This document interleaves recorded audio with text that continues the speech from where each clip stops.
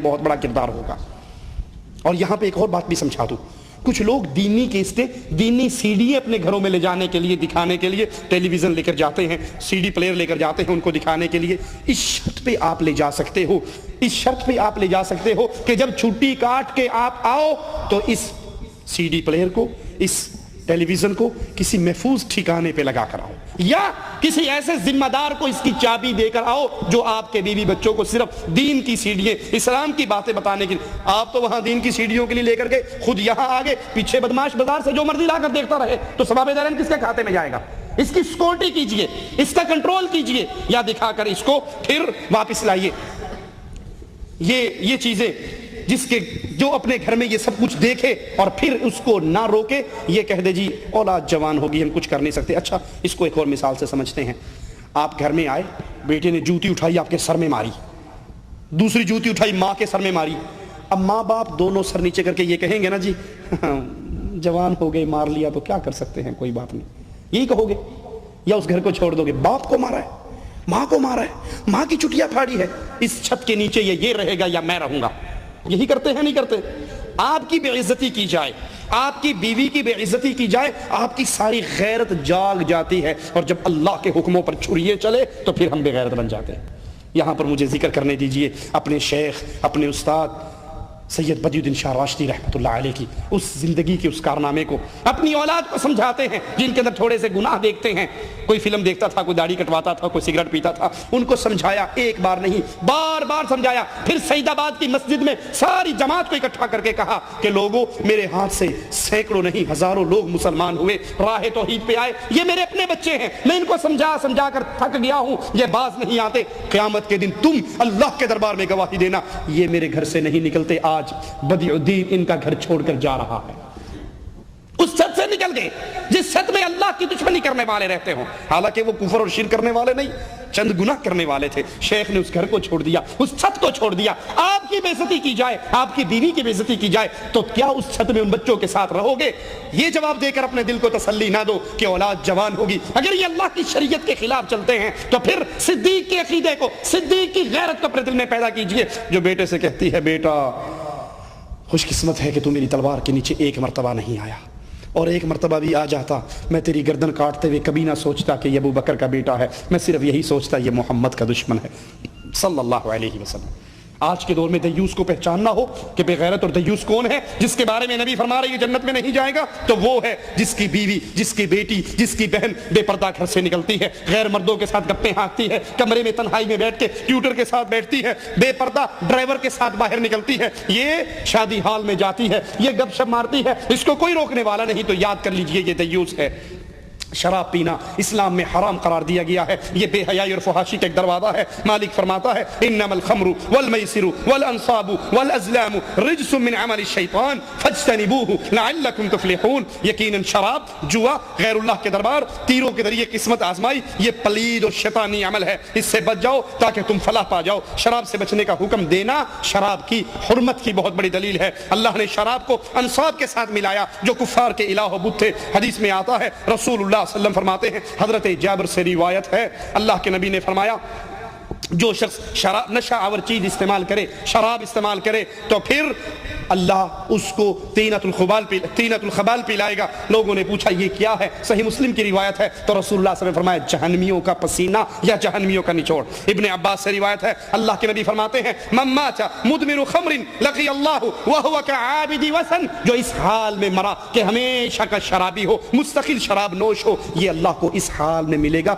جیسے وہ بتوں کا پجاری ہے، بتوں کی پجاری کی کیفیت میں اٹھایا جائے گا۔ آج ہمارے دور میں شراب کے نام بدل گئے ہیں، مختلف ناموں سے تبدیل کر کے اس کو پیا جا رہا ہے، اور اللہ کے نبی کی حدیث پوری آ رہی ہے جو مسند احمد میں ہے۔ آپ نے فرمایا میری امت کے کچھ لوگ شراب پیئیں گے، اس کا نام بدل دیں گے، نام کوئی اور رکھیں گے۔ صحیح مسلم میں ہے، اللہ کے نبی نے فرمایا ہر نشہ آور خمر ہے، کل مسکر خمر وکل مسکر حرام، ہر نشہ آور خمر ہے اور ہر نشہ آور حرام چیز ہے، بس ہر وہ چیز جو عقل پہ اثر انداز نماز ہو، نشہ طاری کرے، اس کی تھوڑی مقدار ہو تب بھی حرام ہے، اس کی زیادہ مقدار ہو تب بھی حرام ہے۔ جس نے ایک بار شراب پی 40 دن کی نماز قبول نہیں ہوگی، اگر اسی حال میں مر گیا تو جہنم میں داخل ہوگا۔ اگر توبہ کر لے اللہ اس کی توبہ قبول کرے گا، اگر اس نے پھر شراب پی اور نشہ کیا تو پھر اس کی 40 دن کی نماز قبول نہیں ہوگی۔ اسی حال میں توبہ سے پہلے مر گیا تو جہنم میں جائے گا، توبہ کر لے تو اللہ قبول کر لے گا۔ تیسری بار شراب پی تو اس کو اللہ عز و جل اس کی 40 دن کی نمازیں قبول نہیں کرے گا، اسی حال میں مر جائے تو جہنم میں جائے گا۔ توبہ کر لے تو اللہ توبہ قبول کرے گا۔ اگر پھر یہ شراب پیتا ہے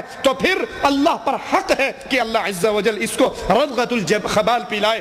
لوگوں نے پوچھا یہ کیا ہے تو آپ نے فرمایا یہ جہنمیوں کا نچوڑ ہے، اس شرابی کو وہ پلایا جائے گا۔ اسی طرح گانا بجانا، موسیقی سننا، یہ سب بے حیائی اور بے غیرتی کے کام ہیں، بدمعاشی کے ذرائع ہیں۔ ان سے رسول اللہ صلی اللہ علیہ وسلم نے اور اللہ کی شریعت نے منع کیا۔ قرآن حکیم کی آیت پہ غور کیجئے، وَمِنَ النَّاسِ مَن يَشْتَرِي لَهْوَ الْحَدِيثِ لِيُضِلَّ عَن سَبِيلِ اللَّهِ، اور کئی لوگ کھیل تماشے کا سامان خریدتے ہیں تاکہ اللہ کی راہ سے بہکائیں۔ ابن مسعود فرماتے ہیں، قسم اٹھا کر کہتے ہیں کہ اس آیت میں لہو الحدیث سے مراد گانا بجانا ہے۔ صحیح بخاری میں ہے، رسول اللہ صلی اللہ علیہ وسلم نے فرمایا میری امت میں ایسے لوگ پیدا ہوں گے جو زنا، ریشم، شراب، میوزک، موسیقی کو حلال ٹھہرائیں گے۔ آج اداکار فلموں کے اندر مولویوں کے روپ میں آ کے فتوے دیتے ہیں کہ گانا سننا جائز ہے۔ ارے تمہیں کیا پتا، گانا تو روح کی غذا ہے، روح کو سکون نہیں ملتا گانے کے بغیر، گانا سنے بغیر نیند نہیں آتی۔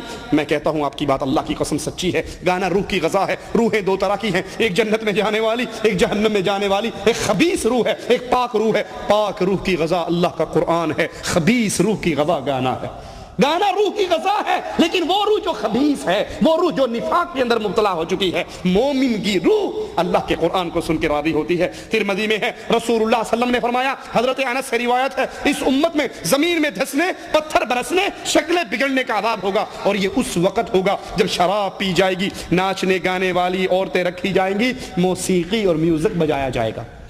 ایک ایک گھر میں کیبل کے ذریعے 150 چینل، 50 چینل، 100 چینل چلتے ہیں جو سارے گانے، بے حیائی، ناچنے والی ننگی عورتیں دکھاتے ہیں۔ جب یہ کام ہوگا تو شکلیں بگڑیں گی، پتھر برسیں گے، زمین کے اندر دھسیں گے۔ نہیں یقین آتا تو جائیے، یہ چند سالوں پہلے پاکستان میں آنے والے زلزلے کی کہانیوں کو پڑھیے۔ پہاڑ کی چوٹی پہ بستی ہے، پہاڑ پھٹتا ہے، بستی اندر آتی ہے اور یہ پہاڑ مل کے غرق کر کے رکھ دیتا ہے۔ کیوں؟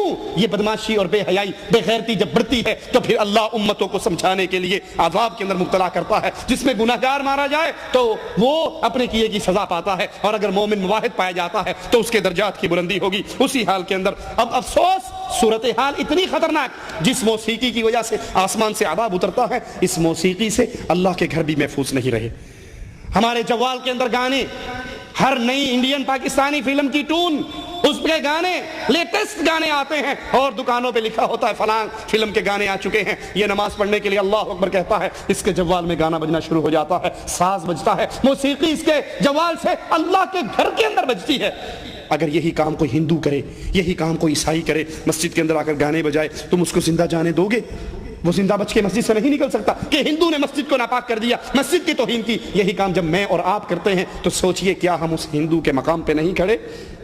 بلکہ اب تو مولویوں نے باقاعدہ گانوں کی دھنوں پر رقص کرنا شروع کر دیا۔ ہمارے پاس سی ڈی ہے طاہر القادری صاحب کی، نیچے گانا بج رہا ہے، بہترین غضب کا میوزک ہے کسی فلم کا، اور ناچنے والے خوبوں کے اندر ناچ رہے ہیں، اور طاہر القادری صاحب بھی اپنے ہاتھ پہ ہاتھ یوں مار کے ہاتھ سے خوشی کا اظہار کر رہے، انگلی ہلا رہے، لوگ ڈانس کر رہے، نیچے میوزک چل رہا، اور وہ سمجھتے ہیں کہ یہ بھی ثواب کا ذریعہ ہے، یہ بے حیائی کا ذریعہ ہے، یہ بے غیرتی کا ذریعہ ہے۔ پہلے تو مولوی ڈانس کو جائز کرتے ہیں سما کے طور پہ، اب گانوں کو بھی جائز کر دیا ہے، موسیقی کو بھی جائز کر دیا ہے۔ عورتوں کا باریک اور تنگ لباس پہننا، یہ بھی بے حیائی اور فحاشی کا ایک راستہ ہے جس سے رسول اللہ صلی اللہ علیہ وسلم منع فرماتے ہیں۔ آپ نے فرمایا دو طرح کے وہ جہنمی جن کو میں نے ابھی تک نہیں دیکھا، ایک وہ جو ظالم اور جابر لوگ ہوں گے دنیا کے حکمرانوں کی صورت میں، جن کے ہاتھ کے اندر بیل کی دموں کی طرح کے ایسے ہوں گے، وہ لوگوں کو مارتے ہوں گے، اور ایک وہ عورتیں جو لباس پہننے کے باوجود ننگی ہوں گی، تنگ لباس، باریک لباس، نیٹ کے کپڑے، یہ سارے اپنے خامند کے لیے نہیں، بازار میں آنے کے لیے۔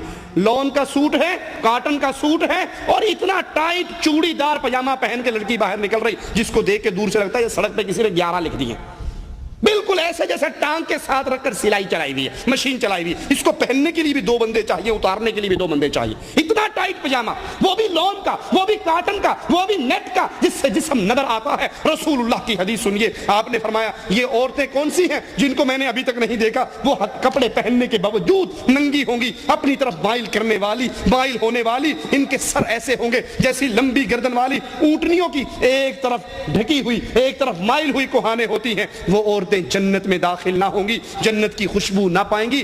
حالانکہ جنت کی خوشبو اتنے فاصلے سے آئے گی. افسوس گھروں میں لگے ہوئے ڈش انٹینے نے، گھروں میں لگے ہوئے انٹرنیٹ نے، گھروں میں گندی سیڈیوں نے، فلمی اداکاراؤں کی تصویروں نے ہماری بچیوں کو برباد کر کے رکھ دیا. وہ بچیاں جن کے لیے آئیڈیل کبھی فاطمہ ہوا کرتی تھی، کبھی عائشہ ہوا کرتی تھی، کبھی خدیجہ ہوا کرتی تھی، آج ان کے لیے آئیڈیل فلمی اداکار، انڈیا کے اداکار اور پاکستان کے اداکار ہیں. ان کا لباس، ان کا ڈریس، ان کی ثقافت ہمارے گھروں کے اندر غالب ہے. اللہ سے دعا ہے اللہ ہمارے گھروں کو محمدی گھر بنائے. اللہ ہماری بچیوں کو نبی کی بچیوں کی، نبی کی بیٹیوں کی، نبی کی بیویوں کی سیرت پہ چلنے کی توفیق عطا فرمائے. ہمارے گھر کو محمدی گھر بنائے. یہاں سے شیطان کی حکومت ختم ہو، رحمان کی حکومت غالب ہو. اقول قولی ھذا واستغفر اللہ لی ولکم ولسائر المسلمین فاستغفروہ انہ هو الغفور الرحیم.